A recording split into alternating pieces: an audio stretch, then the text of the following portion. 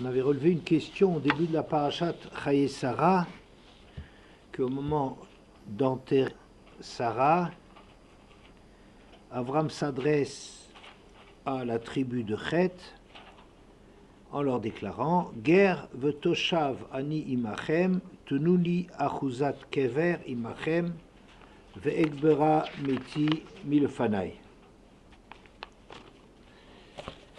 Je suis un étranger et un résident avec vous. Donnez-moi une concession tombale avec vous pour que j'enterre mon mort de devant moi. Alors on avait souligné l'opposition qui est en guerre et toshav.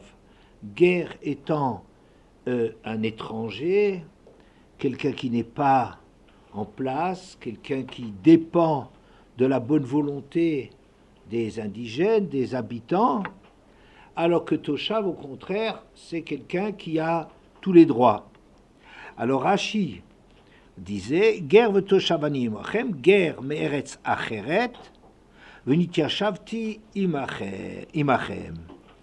Rashi explique Ger, ça veut dire je viens d'un autre pays, un étranger, et toshav, v'nityashavti imachem, et j'ai résidé parmi vous.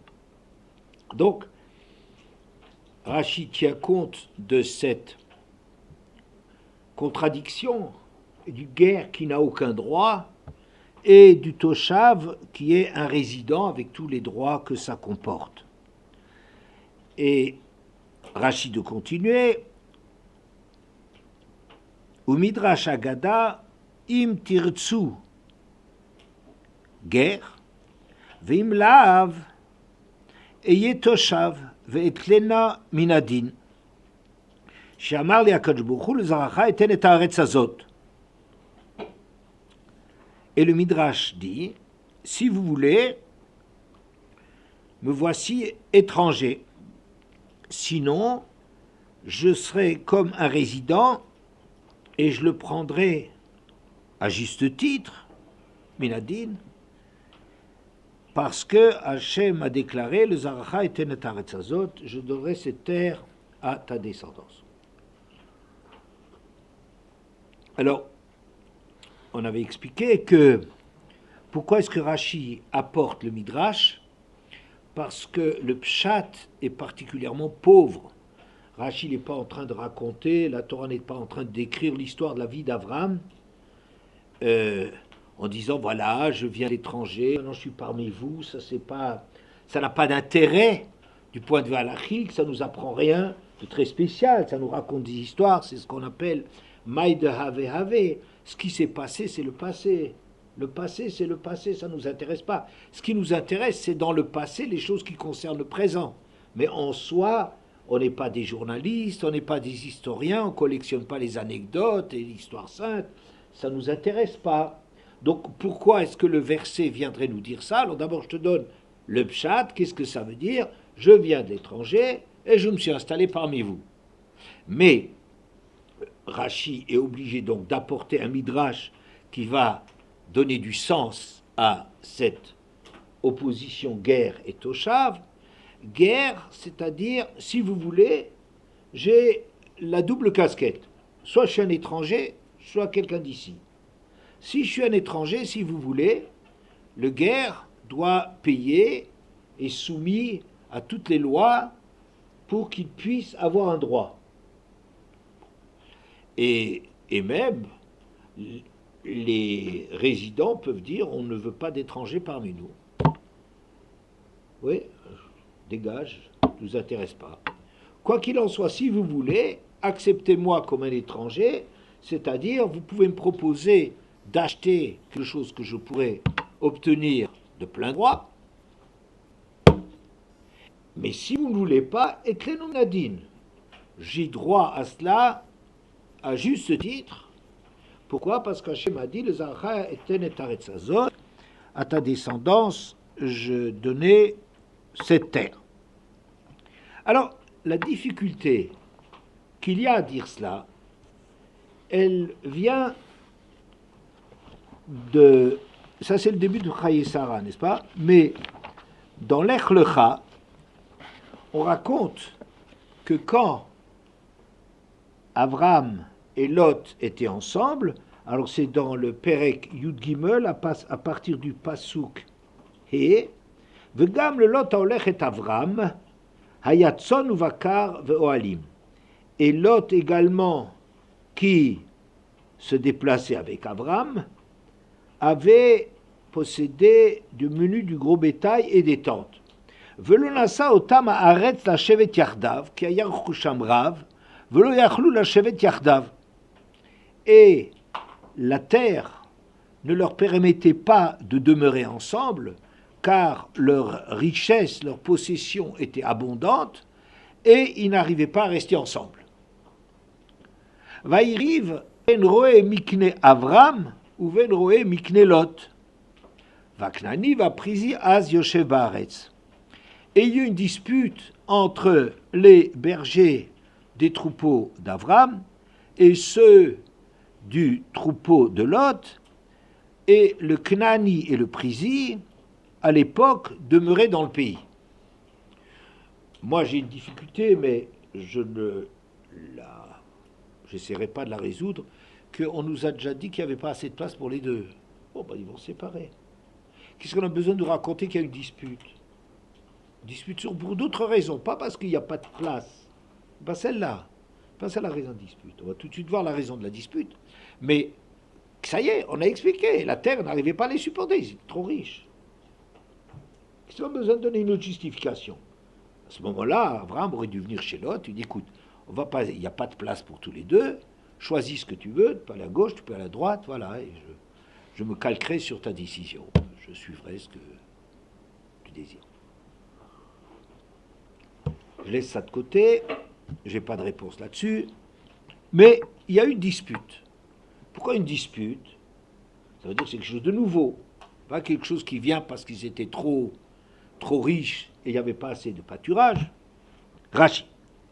Vaïriv, le fils Shayu Roav shel Lot, Reshaim, Umarim Beemtam, Besdot Acherim, Veroe Avram, Mochichim Otam à la Gezel. Vem Omrim, Nitna Aretz, la Avram, Velo En Yoresh, Velot Yorsho, Ve'en Ze Gezel. Vakatu Omer, Vaknani, Vaprizi, Az Yoshev Baaretz, Velo Zachav Avram Adain. Dispute. Pourquoi?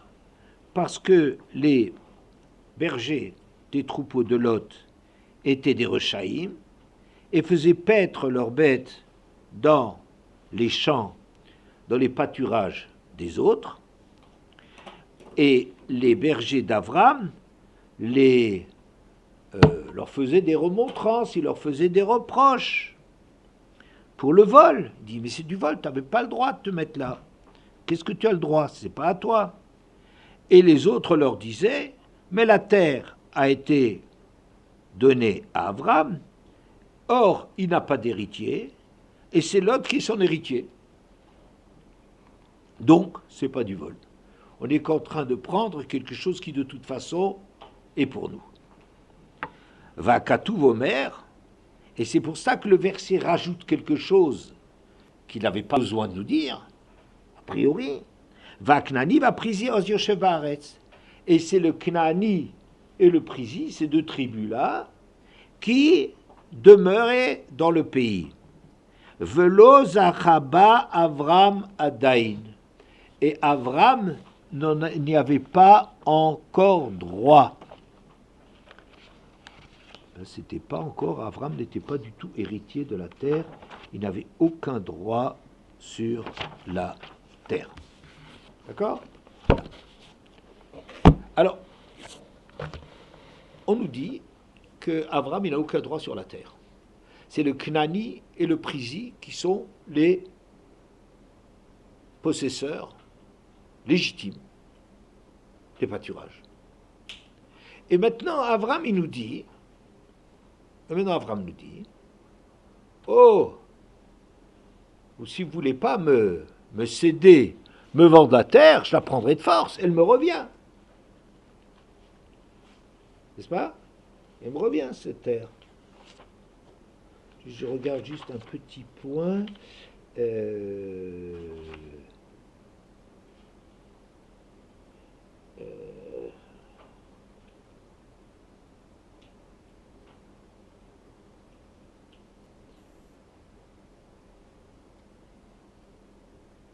ouais, très bien. Donc, le verset nous dit, alors Abraham, il vient ici dire, mais je la prends la terre de plein droit. Si vous voulez pas, si vous n'êtes pas gentil, vous n'êtes pas conciliant, vous savez, la terre m'appartient. Je ne comprends pas. Le verset nous a dit, à propos de l'histoire de Lot, nous a dit que, ben non, les habitants légitimes, c'est le Knani et le Prisi. Tout d'un coup, Abraham, il vient, ça l'arrange, Chas de Shalom, et il vient dire, ben moi j'apprends, c'est à moi que ça revient. Mais justement, les bergers disaient, mais non, ça ne revient pas à Abraham. La terre n'est pas à Abraham, elle n'est pas encore à Abraham, et il faut attendre. Vous comprenez? Et c'est d'autant plus étonnant qu'Abraham semble vouloir obtenir de gré ou de force cette terre, que on dit dans le Midrash que à la fin du Perek Nunchet, que pourquoi est-ce qu'on a 10 fois dit le nom de Bnechet dans toute cette histoire de l'acquisition de Marpella, pourquoi 10 fois chez Kol Hamevarer Chelko Shel Mikro Shel Tzadik Keilu Kiem Aseret Adibrot, que tout celui qui se donne la peine pour définir avec précision la possession du tzaddik, tout celui qui participe à la vente très précise de ce qui se passe, c'est comme s'il était Mekayem la Aseret Adibrot. Pourquoi on a nommé 10 fois les Bnechet? Parce que les Bnechet, ils ont participé à l'élaboration du contrat très précis. Quelles étaient les limites du terrain? Qu'est-ce qui contient le terrain? Exactement, quel est le prix de vente et tout. Et comme ils ont participé à établir cet acte de vente, oui, Kolamavarer al micro shel tzadik, tout celui qui précise, qui vient préciser la possession, l'achat, l'acquisition du tzaddik, c'est comme s'il faisait toute la Torah. 10 commandements, comme les Aseret Adibrot, 10 commandements, 10 fois on nomme les Bnechet. Alors on voit que d'un certain côté, on te dit c'est quelque chose qui est extraordinairement légal, juste, pas de cadeau, c'est ça que c'est, le terrain il comporte ces limites-là, qu'est-ce qu'il y a dedans, combien ça coûte, tout ça c'est très défini, comme si on fait du juridisme, hein, des chumrot. Des chumrot peut-être pas, mais on est très macpide sur exactement ce qui est légal et ce qui n'est pas. Et tout d'un coup, Abraham vient nous dire, et cette terre, si vous ne la acceptez pas de me la vendre, moi je la prends de force. Elle est à moi, parce qu'Hachem a dit, j'ai donné. D'accord? Vous voyez la question? Bien. Le Rem pose cette question, le Siftei Chachamim pose cette question, et nous dit la réponse suivante.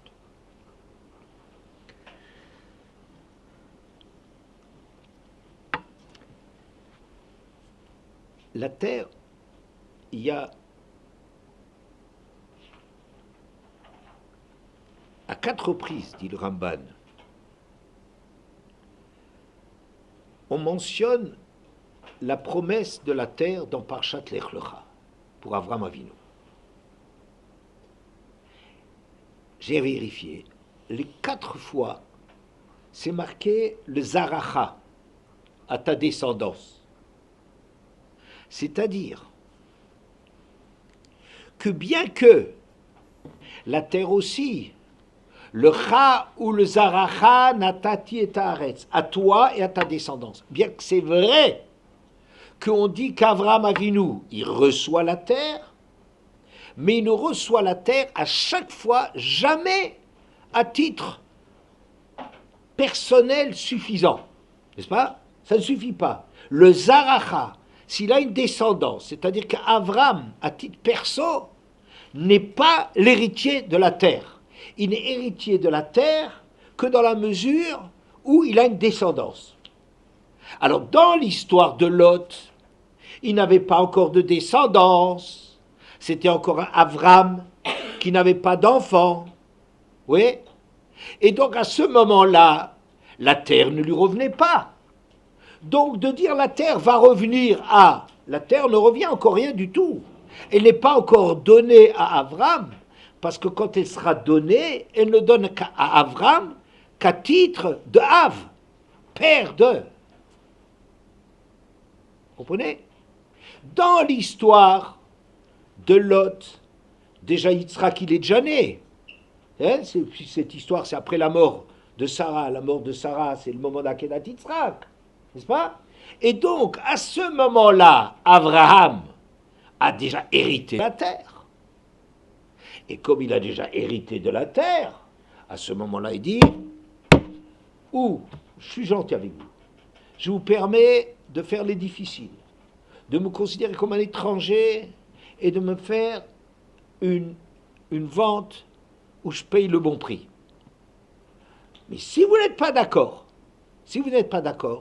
alors je viens avec le droit. Minadine. Et tlenu minadine, je le prendrai de plein droit. Parce que la terre m'a été donnée, puisqu'elle a été donnée à Abraham en tant que Ulzaracha.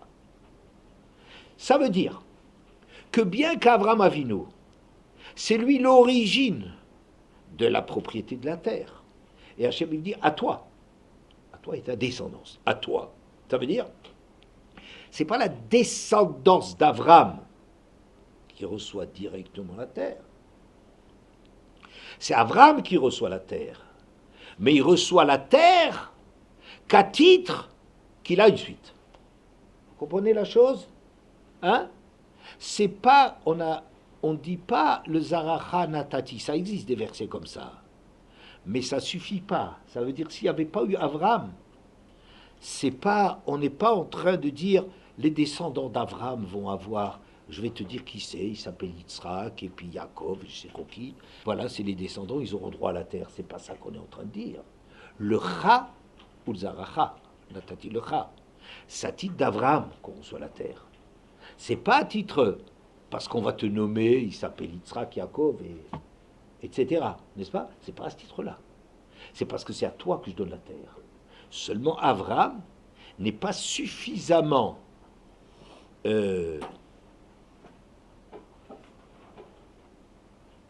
réalisé tant qu'il n'a pas une descendance. Abraham n'a sa pleine dimension qu'à partir du moment où il a une suite. Abraham, ce n'est pas un moment de l'histoire. Vous voyez?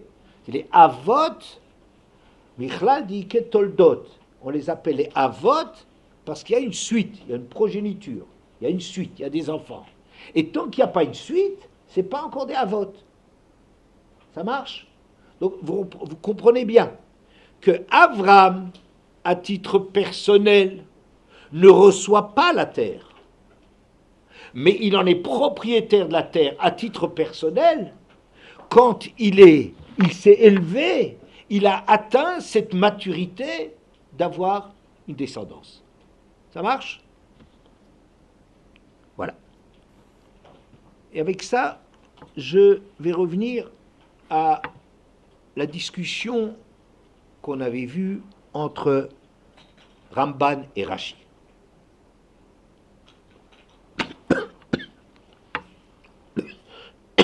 Si vous vous souvenez, quand Hachem a promis une descendance à Abraham, Vayamin Bachem, Vayarcheveol Utzdaka. Abraham a eu confiance en Hachem et Rachidi Vayarcheveol Utzdaka, Hachem a considéré ça comme un srout, comme une tzedaka, comme quelque chose de très positif et de grand chez Abraham d'avoir cru en cela. D'accord? Bien. le Ramban dit Ve'ini Mevin. Je ne comprends pas. Qu'est-ce qu'il raconte Rashi? Avram, le fait qu'il croit, qu'il ait confiance en la promesse d'Hachem, ça va être considéré comme quelque chose de formidable. C'est un bon point pour Avram. Mais il dit, mais Avram, il entend lui-même qu'Hachem a promis les choses. On sait voit, c'est quelque chose de précis. Oui? Qu'est-ce qu'il y a d'extraordinaire? Avram Avinu, quand Hachem lui demande de sacrifier son fils bien-aimé, il est capable d'aller sacrifier son fils bien-aimé, parce qu'il croit en Hachem. Alors tu veux dire, et maintenant quand tu lui promets une descendance, il ne va pas croire une chose de ce genre-là, c'est-à-dire, il va le croire, mais Hachem va considérer ça comme un super grandeur d'Avram Avinu. Mais qu'est-ce qu'il y a de grand là-dedans? C'est normal. Vous vous souvenez? Ça c'est une ta'ana, un argument très fort du Ramban contre Rashi. C'est que c'est évident, tellement évident qu'Avram va croire, que je ne vois pas pourquoi Hachem il considère ça comme super. Vayarchever lo tzedaka. Donc, dit le Ramban, Vayarchever lo tzedaka. C'est Abraham qui a considéré comme un geste très généreux, une tzedaka, un chesed auquel il n'avait pas droit, le fait qu'Hachem lui donne la terre. C'est-à-dire que bien qu'il y avait déjà, avant cela, des promesses, parce que c'est la 3e fois où Hachem fait des promesses sur la terre, il y a eu 4 fois, oui. Mais avant, on avait déjà parlé de la terre, mais ce qu'on avait parlé de la terre, il y avait encore des possibilités de dire, quand je te promets quelque chose, eh ben, c'est pas quelque chose qui va automatiquement se produire. Si tu ne le mérites pas, tu peux le perdre. Toujours les avot, ils avaient toujours le souci, Shema yigrom achet, peut-être que je ne serai pas à la hauteur. Et que la promesse, eh ben, c'était une promesse à moi quand j'étais à un grand niveau. Mais si je ne suis pas digne du niveau où on m'a promis quelque chose, eh ben, on ne me le donne pas. Et là, Abraham a compris que cette promesse supplémentaire voulait dire que quoi qu'il en soit, il a droit à cette terre. Qu'on lui fait le cadeau de dire que maintenant, c'est inscrit, que c'est définitif que la terre sera une terre accordée à Abraham. Et ça, il a considéré que c'est un chesed d'Hachem. Ça, c'est une tzedaka d'Hachem. Ça veut dire que Abraham, et il ne se considère pas comme quelqu'un qui est toujours top. Je ne sais pas s'il se considérait comme quelqu'un de top, Bichlal, mais qu'il est toujours à la hauteur et tout des promesses d'Hachem. Il sait très bien qu'un homme, un jour, il est grand, et le lendemain, il peut sombrer. Il le sait très bien. Alors qu'Hachem, il dit, voilà, c'est définitif. Je verrouille ce contrat, cette promesse, ce brite. Je le verrouille, j'en fais que le définitif, et qu'on ne peut pas revenir là-dessus. Ça, c'est du chesed d'Hachem. D'accord? Bien. Donc vous avez ici 2 thèses. Rashi considère que Hachem a été... qu'Hachem est reconnaissant, si l'on peut dire, à Abraham, de ce qu'Abraham, il l'ait cru. Et le Ramban, qui dit non, c'est pas ça. C'est que Abraham est reconnaissant à Hachem, qu'il l'ait cru. Alors, on avait dit la dernière fois, on avait rapporté le Maharal extraordinaire. Je répète des choses qu'on a dites la semaine dernière. Le Maharal, il dit quelque chose d'extraordinaire. Il dit, contre le Ramban, il dit, c'est vrai que de croire une promesse d'Hachem, c'est évident. Abraham Avinu, quand il entend un message d'Hachem, même s'il s'agit d'une chose aussi terrible que de sacrifier son fils, quand il a toutes les épreuves qu'Abraham, il entend, chaque fois il se plie, on lui dit, voilà, tu fais la mila, fais la Mila. Mais moi, je suis en train de faire du Kiddush Hashem. Je ramène le monde entier à la croyance d'Hachem. Et le monde a été construit pour que tout le monde reconnaisse Hachem. Et maintenant, je vais me mettre sur la touche. Je vais être marginal. Je vais plus ressembler aux autres. Je vais avoir un brick. Je serai plus comme les autres. Ils me considéreront plus comme un des leurs. Mais Abraham, il le fait. Avec joie, il fait la mitzvah. D'accord? Quand on lui demande de chasser son fils, mais c'est une horreur. Abraham, il aimait vraiment beaucoup Ishmaël. Pour nous, c'est dur parce qu'on connaît les descendants d'Ishmaël. C'est difficile à avaler. Mais Abraham, quand on lui a demandé de faire Akedat Yitzhak, il ne savait pas jusqu'à ce qu'on dise que c'est Yitzhak. Prends ton fils, j'en ai deux. Et tu riteras, unique. Oui, chacun est unique. Chacun il a sa mère, chacun il a sa réalité. Asher Ahavta, que tu aimes, je les aime tous les deux. Et Yitzhak.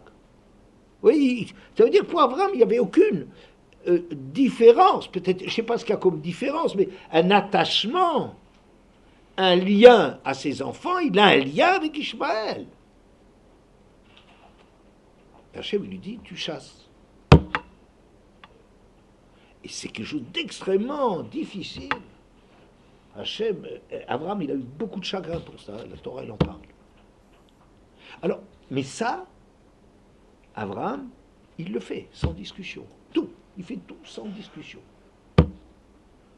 Alors, le Maharal explique, s'il s'agit d'une promesse que je vais dire, je vais faire un miracle.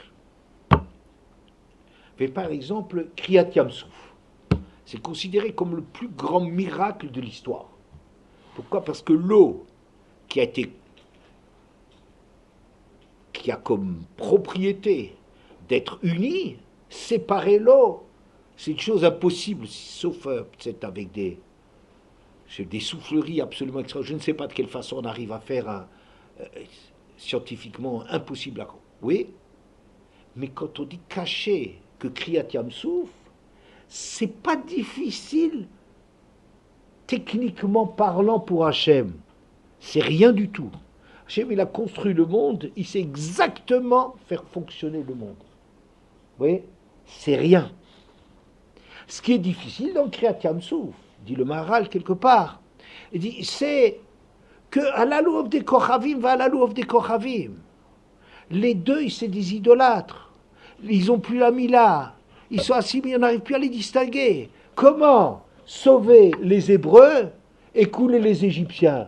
Ils ne valent pas mieux les uns que les autres.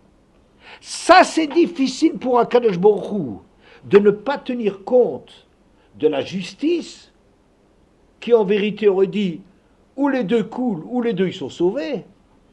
Et de ne pas... Ça, c'est difficile. De bâillonner l'exigence de justice qu'Hachem, il a toujours, de mettre ça de côté. Donc, c'est de ça qu'il s'agit quand on est en train de parler, qu'on compare à la difficulté de Kriyat Yam-Souf. Alors tu penses bien qu'avoir des enfants, c'est pas difficile pour Hachem de faire qu'une femme stérile comme Chana puisse avoir des enfants, qu'une femme comme Rachel, elle puisse avoir des enfants, qu'une femme comme Rivka, puisse avoir des enfants. Ça, c'est un jeu d'enfants. Bon, je n'ai pas choisi celle-là, mais enfin, bon. J'ai un jeu d'enfant. Mais ça, c'est pas difficile. Ça, c'est pas difficile. Et ça, c'est évident que ce truc technique, Abraham n'a aucune difficulté à le croire. Mais ici, il s'agissait tout à fait autre chose. Dans les lois de la nature, Abraham était stérile et Rachel était stérile, et Sarah était stérile. Ça veut dire, le destin d'Abraham était Abraham et lo zera. Il n'a pas de descendance. Il est créé comme ça. Et pour arriver à changer ça, ce n'est pas un problème, un miracle des réalisations médicales et de la chirurgie. C'est pas de ça qu'il s'agit. C'est que le mazal d'Abraham est de ne pas avoir d'enfant. Et de Sarah, de ne pas avoir d'enfant. Si le mazal est comme ça, ça veut dire que le monde est construit de cette façon-là. Le monde repose sur le fait que Abraham et Sarai sont incapables, comme individus, de rentrer dans le fait de créer quelque chose de nouveau dans le monde. Et changer cette chose-là, quand il le sort, je te montre je te mets au-dessus des étoiles et une mazal de Israël au-dessus de ça. Ça, c'est comme créer un monde nouveau. C'est pas le miracle technique d'avoir des enfants, une femme stérile. Ça, rien qu'avec la médecine, on y arrive. N'est-ce pas? On peut arriver à faire des miracles. Mais ce miracle-là, pour Hachem, c'est 0,0. N'est-ce pas? Mais, de changer l'ordre du chose. La Gemara raconte que Rabbi Elazar ben Pedat était un très grand sadique et il mourait de faim. Il n'avait rien, il n'avait rien. Et à un certain moment, on lui a fait une prise de sang. À l'époque, et dans les pays chauds, on faisait des saignées avec, on enlevait du sang parce que, bon. Et il n'avait même pas un morceau d'oignon ou d'ail pour manger quelque chose après, parce que c'est important de manger quelque chose derrière. Il n'avait même pas ça.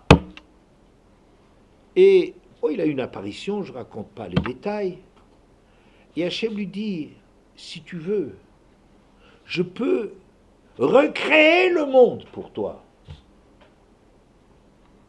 Et peut-être, à ce moment-là, tu auras un mazal qui te permettra de manger. La suite de l'histoire, Rabbi Elazar ben Pedat, il dit, est-ce que j'ai la majorité de ma vie devant moi ou derrière moi? Alors on lui répond, tu as déjà fait la majorité de ta vie. Alors bon, je ne veux pas qu'on change. Mais vous voyez qu'est-ce qu'on est en train de dire? Si je recrée le monde, ton mazal, il pourrait être différent. Changer le mazal, c'est recréer le monde. Et que, à Kadosh Baruch Hu, il va créer le monde. D'ailleurs, vous voyez bien, Hachem, il n'a pas dit, Avram va avoir un enfant. Sarai va avoir un enfant. Non, il faut changer complètement la dimension d'Avram pour en faire un Avhamon Goyim. De Sarai individuelle, la princesse de son mari, il faut en faire une Sarah, une princesse dans l'absolu. Vous voyez, il faut qu'on passe à une dimension de klal, à une dimension tellement énorme que ça permettra d'être le mala mina mazal, de fonctionner autrement qu'à titre de ce que le monde y fonctionne. Et ça, Abraham considère que c'est une tzedaka d'Hachem extraordinaire. Ça, qu'Hachem il crée un monde nouveau qui va fonctionner, qui va sortir du monde qu'on a connu jusqu'à présent, qui était déterminé, même avec des possibilités de miracles, mais par les lois de la nature, et de passer à un monde qui vient du srout, qui devient à titre du klal, et tout ça, c'est tellement différent que Hachem, il fasse une chose pareille. C'est extraordinaire comme tzedaka ce qu'Hachem il fait pour Abraham. Oui, mais je dirais aussi que de l'autre côté, de dire que Hachem va considérer comme une tzedaka d'Abraham, parce que quand Hachem il fait quelque chose, il fait des miracles, il fait du chesed, mais il ne fait pas du chesed n'importe comment, et il ne fait pas des miracles gratuits, pour rien.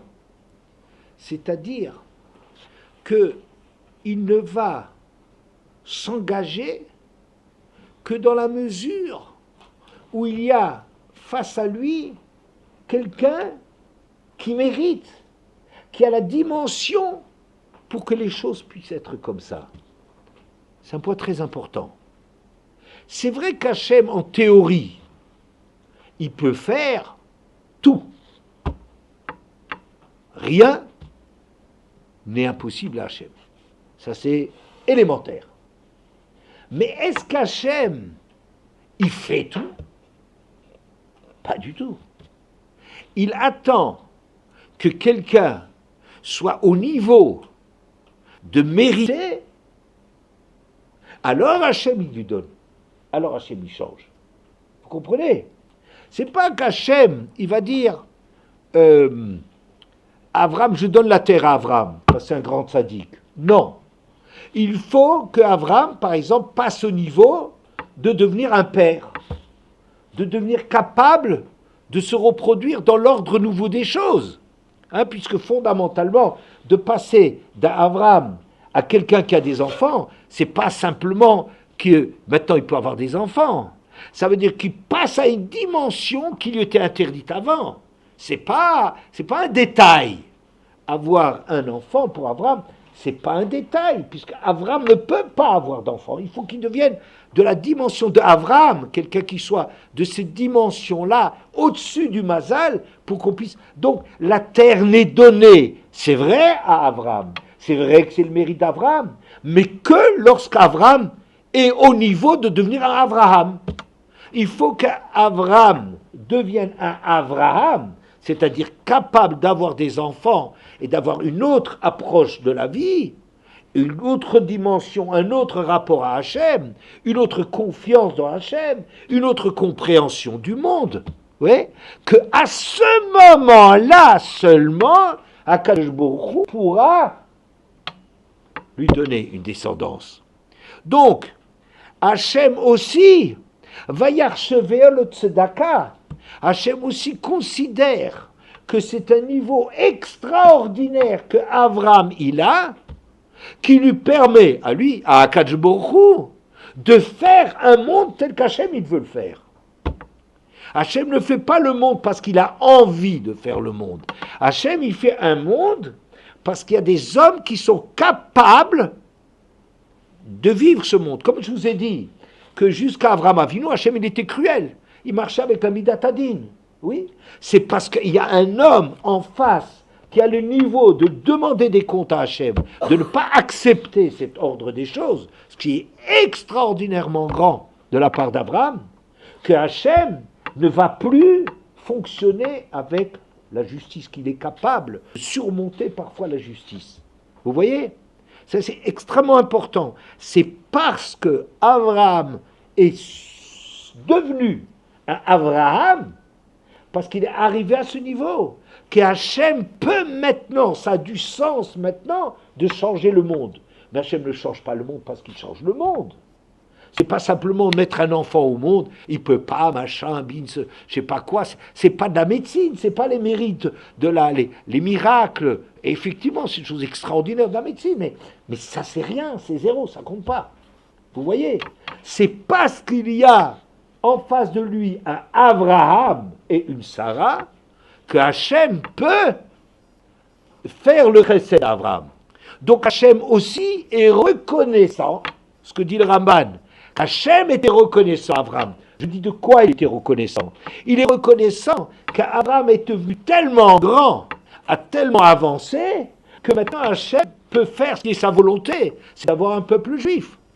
Que ce monde qui jusqu'à présent il marchait d'après les exigences de la justice, ne marche pas que avec les exigences de la justice.